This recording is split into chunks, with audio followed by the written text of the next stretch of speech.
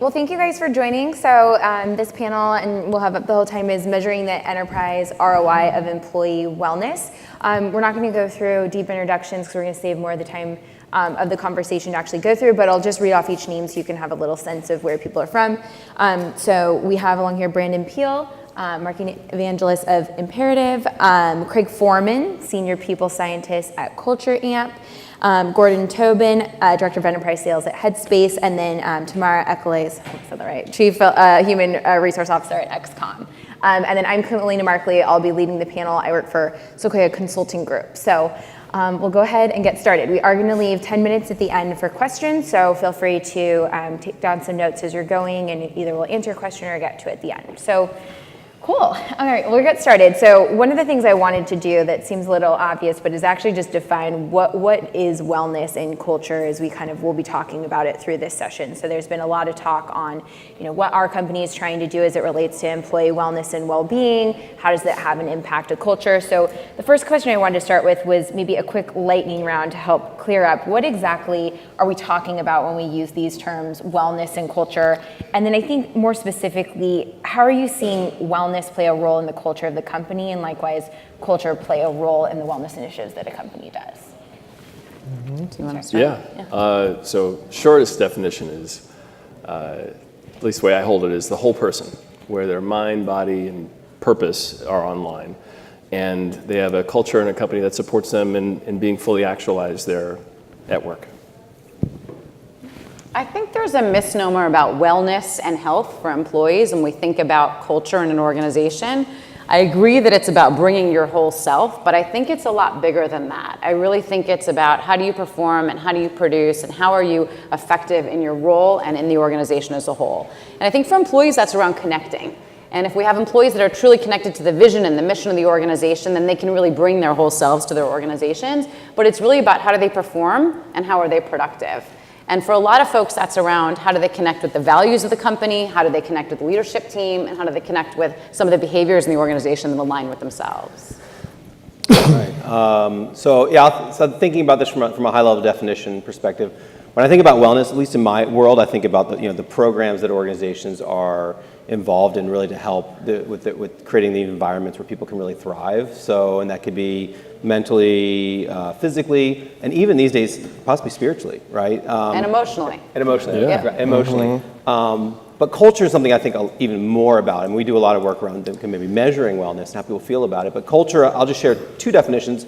One, the high-level definition that I like to think about is the way we do things around here, right? Simply the way, and to say culture gets tossed around a lot, but just keep in mind that culture is everywhere. Anytime you get a group of people together, there's culture involved. You have culture in prison, you have culture in our organizations. When people get together, there's culture. And then I'll go organizationally, and I like to think about what our CEO, Didier, speaks about. But he says, your brand is your promise to your customers, your culture is the way you deliver on that. So I really think organizationally, I like that definition about our behaviors and how we deliver, and that's how I think about culture. And who creates culture? Is it leaders or is it employees? We create culture. Every one of us creates culture. I think I think we have to differentiate because what we talk a lot to organizations about is how do you become intentional about crafting your culture. Culture is going to happen regardless. Nobody can say a word about it. You get enough people together. Somebody's going to kind of emerge as a bit of a leader. People are going to follow. There's going to be behaviors that will take place. So, I think that's the piece. Culture always happens. It's how do we get ourselves involved and help craft and grow cultures that are going to help us deliver on our brand, help us deliver to be successful as organizations. That's what we're really trying to do is create effective cultures. So, yeah. I'll take a stab at defining. I think culture is like a statement of self. It's your current self and aspirational self. It's who we are and who we aspire to be as an organization. So for us, it's like getting the results are important, but how you get the results is equally, if not more important. And I see values as like a set of ideals that guide and govern our actions and decisions. And so for me, when values come into play, it's an integrity thing. It's a question of can you stick to what you said you would do and how you would operate. I think any great organization that I've ever observed has a really strong culture, and to your point, it's not something that comes tops down, like stone tablets from the mount that sit on the side of a wall but that never get used. It needs to be manifested and operationalize every day. And so we, are trying to drive a culture of happiness and healthiness in the workplace. So 2 things that we do every day, being the headspace guy, but we meditate twice a day. And just even doing that, being a cultural pillar of wellness, which we believe contributes directly toward it, is kind of how I like to think about culture and values. And I definitely think the great, most innovative organizations have a very intimate sense of self, and everybody knows what way the organization is going. And when you have that, and people adhere to it and manifest on a daily basis, that's when the magic begins to happen, in my opinion. Yeah. And I think something interesting that you guys were talking about, as every culture is different and as you're going through, like, it changes and things. So maybe we can really quickly touch on, too, in that concept of wellness evolving, and then it changes the culture, and the culture changes to support the wellness. So, there's a lot of examples of things that are happening now, like the mental health side, or how to support parents in the workforce, or, financial well-being, and all these different sorts of things. So maybe just giving an example of where, within your own company or a past one, you guys have had to stretch or add on to your culture or your beliefs and things in order to accommodate how the business is evolving in terms of its people. I can have a stab at that. Yeah. So I'm actually only gainfully employed by Headspace for the last, I think I'm week 13, so pretty early on. And in a prior, so I don't know where all the bodies are buried, but I know where most of them are. And in a previous life, I worked for LinkedIn for almost 9 years, as you'll see from your prospectus. And I think as a sales leader there, although we had what was a pretty well-oiled machine, anybody who's worked in sales or a function where you have numbers, there's inherent stress and anxiety involved, particularly on, say, the old forecast calls, which one or two people might know about. And so very early on, as part of the reason why I got involved with Headspace, but I saw that at the outset of those meetings, there was like an environment of anxiety amongst the people, even the people who were doing well. And I strive as a leader to create an environment where that's not the case, where people do have a feeling of well-being and feel like they belong, and stress and anxiety, etc., can be reduced. So before I even joined Headspace, we just started meditating. Like literally just took 5 minutes at the beginning of every forecast call just to relax. It lowers people's nervous systems, calms them down, and allows them to deliver a forecast in a way that's succinct, meaningful, and again, provides business results as opposed to being flustered. So that was one thing in a previous life that I did that was extremely changeful, profoundly impactful in terms of what we were doing and the overall emotional undercurrent of the sales floor, which I found to be extremely powerful. And I love Headspace, but if we meditated before a meeting, my executives would freak out. So that wouldn't work in a high-tech, environment with a bunch of engineers. I tend to agree. Where I'd have a slight departure is. And I'm super spiritual, and I believe in your product. I feel you. But I think that that's a little bit of where culture is reinforced because that's who your company is. Well, we're kindred spirits. Yeah. So there's a tops-down thing, but I think a leadership team's job is to set the standard, demonstrate the standard, and hold other people accountable to the standard. And so you can't just expect that people are going to do this or do any other things. You need to do it yourselves as a leadership team. And so when I think about, when I first walked into Headspace, for example, and I was a big meditator, don't forget, and they were like, oh yeah, we meditate every day at 10 a.m. and 3 p.m. And I'm sitting there nearly falling off my chair going, that's prime time selling time. Like, are we really going to meditate at those times? Are you for real? But then when I did it and I participated in it, anybody who's meditated in this room knows that special effect that it can have on how you relate to yourself and your emotions and those around you. And for us as a team, I agree that it does need to start tops down. That's where the culture is set. But it's also, there's a bottoms up element to it as well, where I think you can create a groundswell and it can work its way and permeate throughout an organization. I just think that was one of the better things I've done in my career, and part of the reason that led me, actually the main reason that led me to my current occupation as well. Yeah. And I would add too, I work with lots of organizations, and yes, I have my own ideology and where I want organizations to be, But I've really adopted this idea of meeting an organization where they are, right? If I went to work with Headspace and we were running an engagement survey with you, it would look a lot different than we were working together at XCOM. However, I would say there's nothing wrong with setting an intention, and maybe it starts with, we start with a check-in. Maybe your executives get their head around, we're going to open our meetings with a check-in, right? Your executives may agree that we want to move in a certain direction. However, we're not going to meditate for 5 minutes. Could it be, I know we have one meeting where we just do 5 breaths in the beginning of a meeting. Now, even that, the whole breath thing might be much, but a check-in sometimes is enough to start to ground people, to start to get, before we just drop right into getting at it, can we just get in the room? Right? And then I think over time you can shift and adapt. And I also think the pressures, like you said, the upswell, and there's a lot of momentum coming into the organizations now. Yeah. That's also a forcing mechanism around this. But different organizations, I'm sure if you go into an investment banking organization, you can still bring culture in and mindfulness. It may look different. I mean, our new head of people was with BlackRock, and she brought in a meditation program. However, you opted in. Yeah. Versus, if I work with a young tech startup that's from day one wants to be this way. Right. So, and what you're saying is it's one size fits one. I love that. Right. One size fits one. One size fits one. It's not a one size fits all.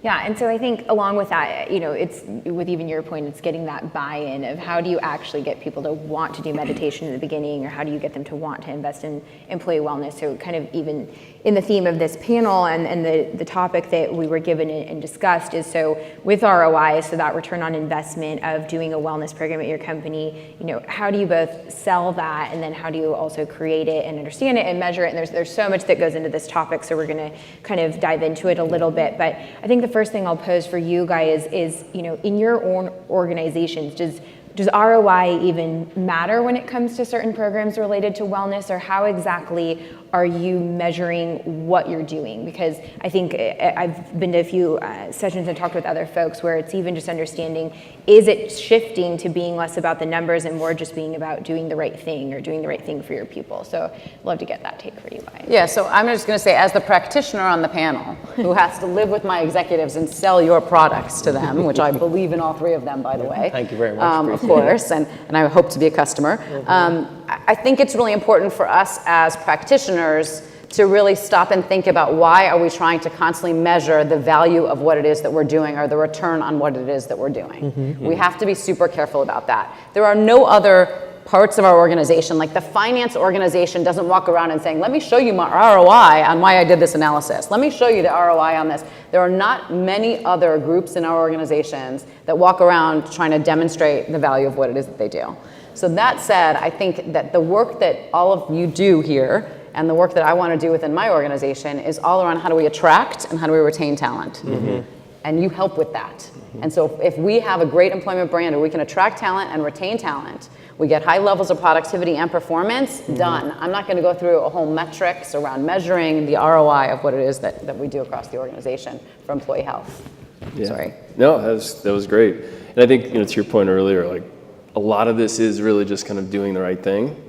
And it helps that we're able to measure it now. We've got 2 decades now of like measuring basically fulfillment and purpose and health and longevity and tenure. And so, the folks that we work with, they really care about that retention thing. Because a salesperson, if that salesperson leaves after 2 years instead of 3, that's like, I just saw a research report that said it's a $1.3 million loss on average if they leave after 2 instead of sticking around for 3. And so, when I'm in this conversation about what do we measure fulfillment. Do they feel like they can bring their whole selves to work, and that their work is an expression of their values and the impact that they want to have and the types of relationships that they value. Measure how they talk about it. So our employee net promoter scores, that's really important. 2/3 of the workforce is unfulfilled, and they have a negative promoter score of 64. Whereas the other ones who are fulfilled have a positive of 36.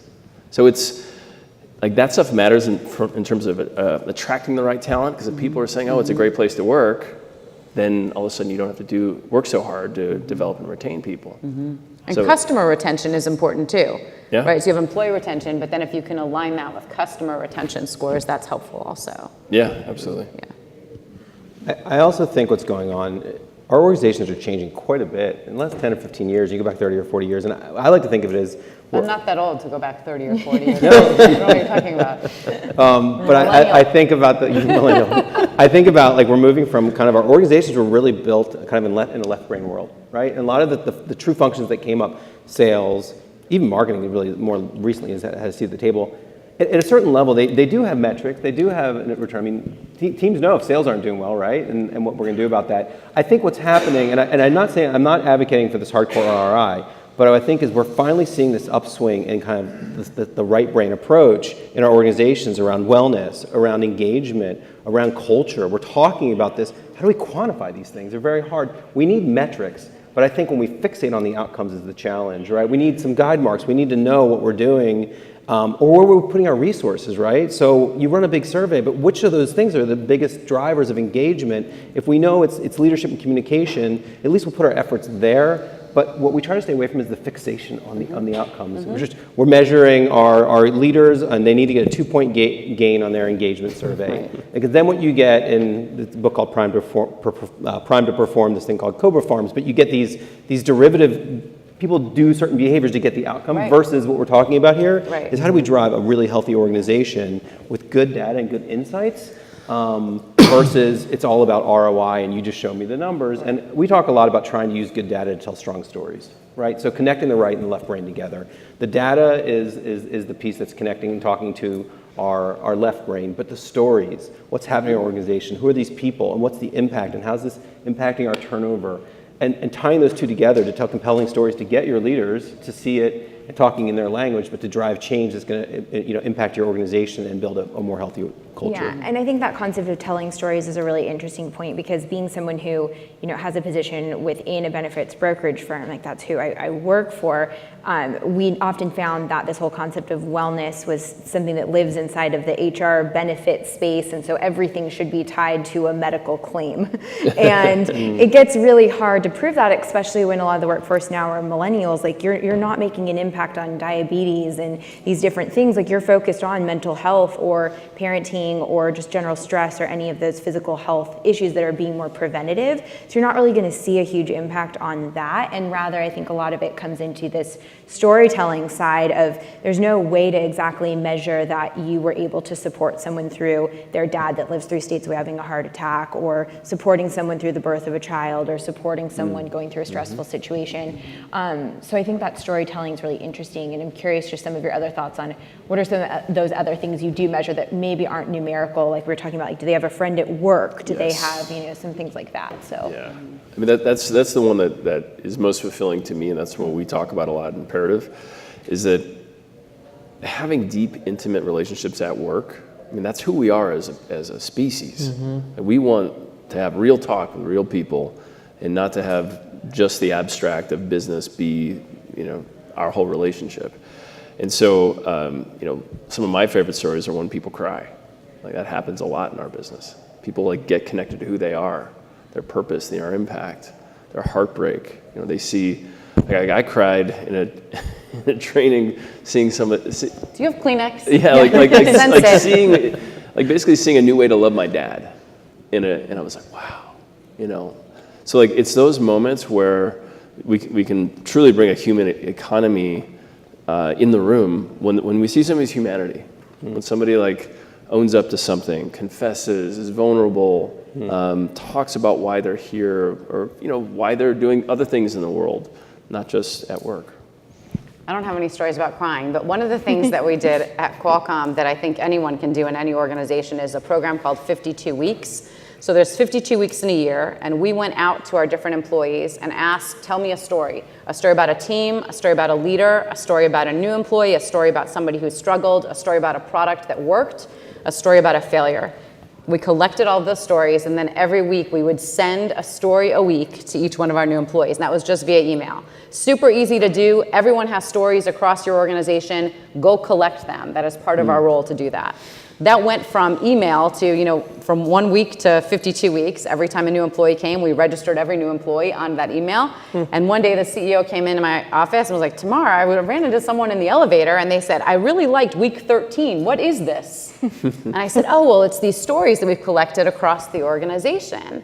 And he was like, well, can I get on it too? And so by the time, we had 30,000 employees, we had 25,000 employees that were getting these stories emailed to them every week. And then we created a website that had pictures. And it was a way of communicating culture without saying, this is who we are. It was really, let me tell you the stories. So I'll give you just a quick story. So at Qualcomm, we had no dress code for our employees. We were here in San Diego. You could wear flip-flops, bring your surfboard, bring your bike, whatever it is. Same thing here at XCOM. We have some people who are not choosing to wear shoes, which is completely fine. Whatever it is that you need to do, these are engineers, right? So one day, our chief technical officer at Qualcomm saw that one of the engineers was walking around with pink bunny slippers. And he immediately sent out an email to the entire employee base and said, "While Qualcomm does not have a dress code, nobody shall knowingly wear shoes with ears." That was it. Not knowingly, like if you were like, something happened overnight and you just accidentally slipped them on, okay, but you shall not knowingly wear shoes with ears. And I tell you that story because that gives you a good sense of who we were as a company, right, of what the culture is in the organization. So go find those stories. I mean, we had a story about an employee who we laid off. And that employee told the story about how we treated them so well as an employee, and they understood why we were divesting that business and why there was no longer a role for that person, but that the company treated them so well. In a public audience, a public Yes, we put those stories up there. That's great. So all of those different stories, the failures about a team that didn't do very well, about a leader that did something great, about a person who struggled with a project or a product. And all of those stories, I mean, they have them all across your organization. Go collect them and share them, because that's, I think, the best way to communicate culture. I've written up about it. If you want to look up 52 weeks, you might be able to see that in some of the other presentations I've done. Can I ask, did it come from like creating that culture of vulnerability where people are willing to tell those kinds of stories? Is the genesis of that, is that, again, sorry to use the term, but tops down? No. No, that came just No, and I organically. mean, It's even in the sprung up all over culture amp place. stuff, a lot of it bubbles up from the employee base. Yeah. So it's taking that information and sharing From it. the I mean, EVS results my or whatever, leaders yeah. didn't even know what we were doing with this 52 weeks thing. Yeah. They're going, what is that? What's this email writing Yeah, what's every this week? email? Yeah, What yeah. is this? No, I want to see what these stories are too, because they don't know all those stories. And the higher up you get in an organization, the less connected you are to what's happening. Did they get involved? Floor. Did they Of start course sharing? they did. They shared all their stories. How did you? We have some good ones. I like this play between Nice. the organic, but also, I mean, there is, and we'll probably get to this what is the role of leaders in culture, which I think is important, but to your point as well, that we do, in a lot of organic stuff can bubble up as well. I love it. How did you drive that behavior in turn? Like, people obviously wanted to tell these stories. Oh yeah, people want to talk about themselves. Have you seen Instagram? Have you seen Snapchat? Have you seen? Yeah, Yes, everybody yeah, wants yeah. to share everything about themselves. But they're usually highlight reels.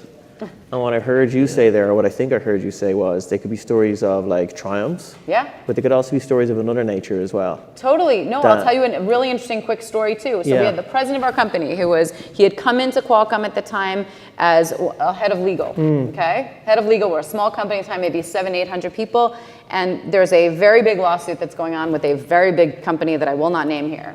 And all of a sudden on the fax machine, they're working late at night, all of a sudden on the fax machine, a fax comes in, and it was meant for the other attorney, not for our attorney, and it was the brief of what they were going to do on Lovely. the trial. So he runs into our CEO's office, and he's like, oh my God, this is golden. I have the other person's brief. We are going to win this case tomorrow. I have everything right here. It came in our fax machine. I say fax machine like most millennials have no idea what a fax machine is. Comes in on the fax machine, and he reads it, and he's thinking, this is like golden. I've got it. Like rip the paper off fax Take it off the Yeah. fax machine, yes. Runs into our CEO's office and goes, look, Erwin, oh my God, look, I got the entire brief. We're going to win tomorrow. And he said to him, Steve, you go rip that up and you go call them right now and tell them you accidentally received their brief. We are not going to trial. Now that is a story about ethics. That's values. That is. That's values, that's ethics, that's wellness, that's do you connect to that? And here Steve goes, I felt like such an idiot. Yeah. You know? Yeah. That's a good vulnerability story from an executive about something, that they had to live with humility there. So we've talked a lot about stories, and I opened this up by talking about storytelling with data. No, it's great. I love those I just stories. want They're to, I think great. a quote that we use often that I'll reiterate I think is important is a Maya Angelou quote, and I'm probably not going to say it exactly, but the idea is people often forget what you told them, but they'll always remember how you made them feel. Yeah. So just think about that in your organizations. How are we treating people? Another story, you talked about the layoff story, and it triggered for me, I think Stuart, is his name Butterfield, the Slack CEO? Brett Butterfield. I thought Stuart. I beat him. Sorry, go on. Yeah. Okay, so I heard their head of people told a story about how he said basically anybody that leaves, we're going to give them 3 months severance. And she was pushing back and forth, and they eventually came to like 8 weeks or whatever. But she was coming from this approach of we don't need to do this. Why are we doing this? So after it was all done, they came up with this agreement. She asked him, why did you push so hard for that? And he said, you can tell a lot about a culture by the way it buries its dead. Totally. Right? So what you just said about the person leaving or the idea with the facts, it's like, yeah, it's easy when everything's going great, but are you, from the beginning to end of that life cycle, are you treating people with respect? Do you care about them? I know I was at LinkedIn as well, this idea of if we make a bad hire, we're as much responsible as that person, so if it doesn't work out, how do we do this in a good way? I mean, this is what I think we're driving at, is building these cultures of humanity, taking care of people with compassion, and these people come back. I mean, it's a small world, like it or not, also the talent situation right now. Like, they're out talking. This is your brand 100%. from beginning to end. So that whole, how do you bury your dead? I think about that a lot. Yeah, it's true. And I think alongside that note of you talking about the leaders having good ethics and things is so one of the things that we were talking about when we were kind of having our pre-panel discussion was this concept of leadership. And, most leaders, I think, are genuine people from the standpoint of they're trying to make their business successful. They do want to take care of their people. Like, there are definitely some, dictatorships out there. But for the most part, I work with a lot of companies where they are good leaders, but they also aren't always in tune with what the employees actually need. And I think a scary part is that a lot of people are scared to ask the question of what do you need because it opens the floodgates and then they feel like they can't deliver on everything. So when you guys are working with leaders in your own companies or selling into leaders, as we talk about that ROI being important, is they do kind of want numbers and they do want data of why should we do this. So how do you essentially feel that you can sell that into leaders, but likewise also kind of build that case for how leaders need to be involved in the actual implementation and continued success of whatever it is that you implement or do? Well, imperative is all about purpose. So for you, it really aligns with what leaders believe, right? Yeah, you got to have purpose to be a leader. Yeah. So maybe you could tell folks, I don't know how much they know about your company, but I'm so amazed with what it is that you do, because I feel like purpose is the number one thing that connects an employee to the place they work. Yeah, and it's critical to have leaders involved. I mean, especially given what we do. So we activate purpose and fulfillment at scale for a number of big companies, and the leadership has to be involved because I think you said it. You said. Believe in it, embody it, and teach Set it. the standard. Set a standard. That's right. Yeah. So for a leader to say, yeah, go do this without doing it himself, it's basically dead in the water. So we will bring leaders through a little pilot themselves, and they'll activate their purpose. They'll have these really intimate one-on-one peer coaching conversations with each other. And then they'll be like, I cried. Or like, I really get why my job is fulfilling, because we often don't take the time to actually harvest those fulfillment moments.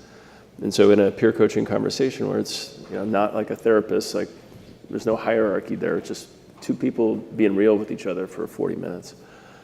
They actually get to see why they are fulfilled, like what actually drives them, what their purpose drivers are.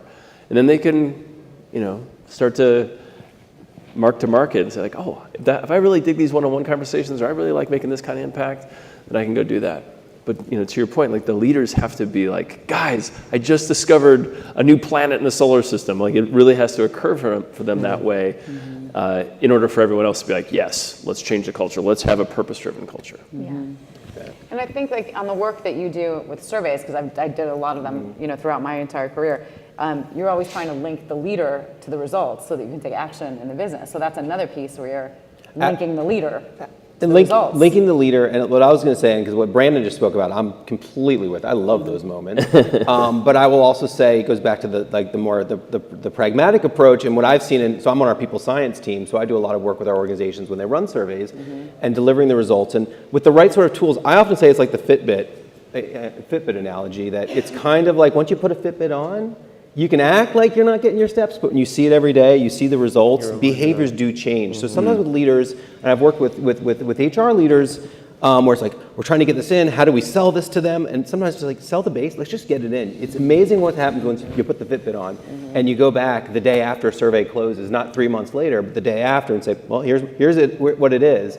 And oftentimes I'm in the room doing that, here's the raw numbers. And you can feel the defensiveness sometimes, but you know what? They go back, they go to bed at night, they toss and turn with it, they come back the next day, and they've had to swallow that pill sometimes. It's a tough pill when we can look directly and say, well, your whole entire senior leadership team is 10 points off compared to everybody else. Well, this, that, or whatever, but then they go home and go, gosh, wow, that was, so, sometimes allow the defensive to pass, but to the point, just put the Fitbit on. So, and sometimes let those results, the stories will tell themselves to the leaders, and having tools that can drill down to those leader levels. So we can go to a manager and say, here's your team, here's your results. Take a look at that in a healthy, positive way, and let them almost, the goal is... They have to own it. They have to own it, and they have to, sometimes letting people come to their own conclusions and being there to support them or nudge them, or when we have an inspiration engine, here's some ideas, but not telling them the consultative model where it's like, here's what we found, here's what you need to do, versus here's what we see, what do you think? You know your business better than we do. Let's have a conversation. We're about 9 have been, so if we want to leave some time for questions. So if anyone has some questions, and if you don't, I have more questions for them. So anyone have any questions in the audience that you'd like to ask the panel? No? All right. Okay. Oh, we got one. If you're with a company that already has an existing culture, maybe isn't, these are the types of things I hear a lot when my daughter was in the marketplace, a lot of young companies that she was interviewing with. I work for a university. I have a staff of about 110 marketing people. There's a very, very long-defined culture. So how do you start? If you're in that kind of environment, how would you start out? I can share about that. Pilots, just have a as they say, a safe to fail experiment where you're going to go try something with a group of people at a low cost, low risk, low time, and prove it out. I mean, that's what all of our clients started with really small pilots, and then once it gets proven out, to your point about the Fitbit analogy, once people start to see, oh my God, purpose actually feels good, and we're seeing results, and then it's improving tenure and net promoter, all this stuff starts happening. So yeah, start small. Don't try to reinvent the whole culture with one idea or one meeting. Be like, hey, we're going to take 20 people over here and do this thing. Yeah, I like the story sharing idea. Yeah. And I'll add to that, and then go ahead. But I think along with that too is really just getting people kind of that having a friend at work to support each other, because you could roll out programs, you can pay for things, you can do all sorts, but really it's just having people talk and build that culture of being supportive. So I think ERGs employee resource groups are super important. So kind of put it out there hey, there's a group of parents that are going to meet at this time, or they're going to share this email alias to just trade advice, or we have a group really focused on mental health initiatives, they're going to meet at this time or trade ideas. And we've seen that at a lot of some of the companies I work with that have absolutely no budget, spread out population, all of that, and really just kind of finding the right avenues for people to connect on topics they care about helps build this supportive culture in itself, which I think is really powerful. And that So when I started at Qualcomm in 1992, we were 700 employees. And when I left Fax machines everywhere. Fax machines everywhere. We were hiring 100 people a week, 100 people a day sometimes. Wow. And when I left there about 3 years ago, there were 31,000. Wow. So I saw tremendous scale, and I saw what it took to build a culture. I've worked for the last 3 years in startups, and now with XCOM. When I started there were about 15 employees, and now we're at 55 3 months later, and we're growing to 100 tomorrow. It's crazy. And I'm building culture. And one of the things that I do a lot of is kind of reading what's happening with the executive team and reading the employees. But the number one activity that I do, and I'm not doing it yet with XCOM because we're still too small, is I get a group of employees in the room and I say, okay, give me one word to describe this company. One word. And get the list of words. And I'm telling you, everybody will have one word about that company. Mm-hmm. Put those up on the wall. That's essentially what your culture is. Mm-hmm. That's essentially who you are. Because those are the people that are sitting in the room. Those are leaders. That's everybody. It's what is one word to describe this company. Mm-hmm. You can also ask them, what is one thing that you wish this company would do differently in one word? Mm-hmm. The other thing you can ask them is, what do you wish we were? One word. So if you can get those 3 things, you can aggregate, right? So one is if you just want to know who we are today, it's what is one word to describe this company? Second is, what do you wish? And third is, if we could do something differently, what would it be? But just get one word, and that will help you shape culture. I think I'll be quick about this, but you hit on 2 elements. One is what you just said was listen. So that's big in our world. Mm-hmm. What are you doing? And we have tools at scale to help you listen to your employees and make sense of it. And number two is this idea that, I think what you just hit on, is that you as a leader, this idea that you own it, you have to go fix it. The culture is there, it exists. So I think what you said is like, how do we? It's almost like the idea with Michelangelo and the block of Shape it. right. It's in there. Your culture's there. You're not gonna put the culture on the organization. How do we chip away all the parts we don't want to leave behind the beautiful piece that's left behind? That's your culture. And people are craving it. They want it. They want to show up and feel good about work. And the way that you can you have to reinforce it in the organization, right? So if you want to shape it, and you want to do meditation before your meeting, that has to be rewarded, reinforced. You have to be telling people this is okay. And if you don't do those things, it's not going to continue to happen in the culture. So if you want to take the what do we want to be versus what we are, that takes reward and reinforcement theory to the nth degree. Couldn't agree more, Tamara. I took over, as I mentioned, about 13 weeks ago, the sales efforts at Headspace. And one of the things that I noticed is they had a really good overall corporate culture, but that the selling team itself did not have a subculture. And there's a greater philosophical question as to whether you believe there should or should not be one of those. My personal philosophical leaning is there should, specific to the sales team. And so, as opposed to looking back, I think the first thing I would ask myself is, why are you looking to change your culture? There's obviously some underlying drivers or things that are not happening within the business the way you want them to happen within the business, or something along those lines. A thesis that is driving your desire to change culture. So I'd first of all sit down with the leadership team and get really clear on what it is you think you're solving for by addressing this, because it is the heart and soul of every great innovative organization is its culture, I believe. Then what I did was, before we did anything else, I sat down, I got to know the team, I built contacts with them, I built trust as best you can in a couple of months. And my first act was to sit down and pull them all the way off site and not do any of this working in the business stuff, but just sit down and define our culture and our values. And that exercise came not too dissimilar to your own tomorrow, but in a slightly different format, where we wrote down the kind of place that we always dreamt of working in. And I told them that for the first time, maybe ever in your careers, you're going to have an opportunity to sit down and imbue the DNA of who we are and who we're going to be and how we're going to operate going forward, which is a hugely unique opportunity. So we went through this, we wrote down, it was a whole long, big day, lots of warm rooms and coffee breaks and all the rest. We went through the whole thing, and we went through a prioritization matrix, which is just like a 2x2 for size of prize on y-axis and likelihood of success on the x-axis, just in terms of these cultural tenets as it related to our sales goals and productivity goals. And we narrowed it down. Everything that went into the top right section, i.e. highest size of prize, highest likelihood of success, they were the things that began to form the bedrock of our culture, alongside the initial why question that we asked is what we need to address. And then it comes back down to reinforcement. I mean, I will always, and this is where I'll net out this answer, but when I'm answering questions around what we do on deals, how we operate with data, what I should do in this specific instance, I always go back to the cultural framework, always, and point to that as our sword and our shield of how we would operate.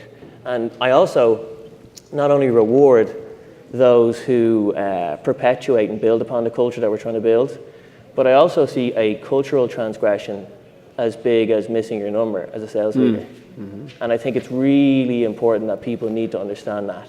And that for me, the one thing that I have, and some of the human resource leaders may not like this in the room, but integrity for me is a one-strike rule.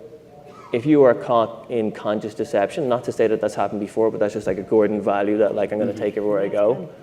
That's everything else I'm willing to talk about, but that one is off the table. And so I think it starts with leadership. If you need to reset, you need to ask yourself why. And if you want to start off from the beginning, is pull the right people into the tent, ask them who they want to be, prioritize that down, make sure you have alignment and agreement with your stakeholders, and then move forward. And anytime anybody asks me any question, I will always look back to the culture and values and say, does this support that? And if it is at odds with those culture and those values, then it does not happen. It's that simple. And I'll have those debates with anybody at any level throughout the entire company. Any other questions? Go ahead. Go ahead. One more. To your point, which you're talking about, it's really important to have a culture that's defined in an organization, creating almost a North Star to a certain degree. How do you balance that with this idea of people need to bring their full selves forward? You talked a little bit about vulnerability, so this idea of culture coming from the ground up. So how do you find that balance there and kind of connected to that? At what start to reevaluate that culture from the top level to take into account some of these other aspects of culture that comes from people bringing their authentic self? I'll just quickly, I mean, that's a big question, but I think the values are really, I see the values are like these, and they should, we say no more, really 4 to 6 tops. Like these should be fundamental pillars that hold up everything else you do, that you can always fall back if you're in a situation, say, am I in the right direction? So R is courage to be vulnerable, learn faster through feedback, trust others to make decisions and amplify others. But there's 4, and I think if they're done well, they should not contradict somebody bringing their fullness to work.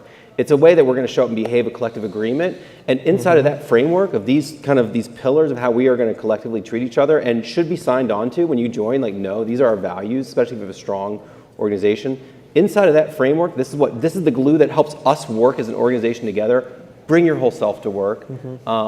Inside of that. So, courage to be vulnerable. If your truth is that I'm never going to be vulnerable, I'm not going to take feedback, and that might be a problem, but maybe there needs to be a better organization or different values. But I think it's rare, because I think we've built, we have these pillar values, and that we also encourage, just be you, show up. And I think the two can coexist, especially if you've really been thoughtful and you've whittled it down to like not too many values, just a fundamental core that you can look back on and say, I'm making a decision, I'm being challenged right now. How does this look against those values?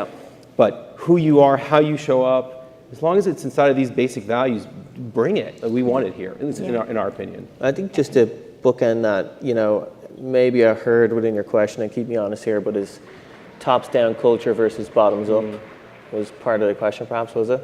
Yeah, that's a part of it. The essence of it. Hearing there's different elements that we want to bring up from bottoms up. Yeah. There's the storytelling coming Yeah. from that individual. Yeah. And for me, it has to be a relationship. Yeah. It is a relationship. Well, what does that relationship look like? I know it looks different across a lot of organizations, but as you all are thinking about it, where does that balance lie? I think it depends a little bit, obviously, on size of organization. So it's a little bit easier to go bottoms up, tops down, and meet in the middle and align on what that is if the organization's small enough. If the organizations are larger, you're looking at things like EVS results, et cetera. We could obviously talk about this all day, but we are at time. So we'll be out in the hall for any questions that you guys have, and like jot down our names, shoot us a LinkedIn message. We'd love to hear from you guys. But thank you. Hopefully some good takeaways, and yeah, it was great.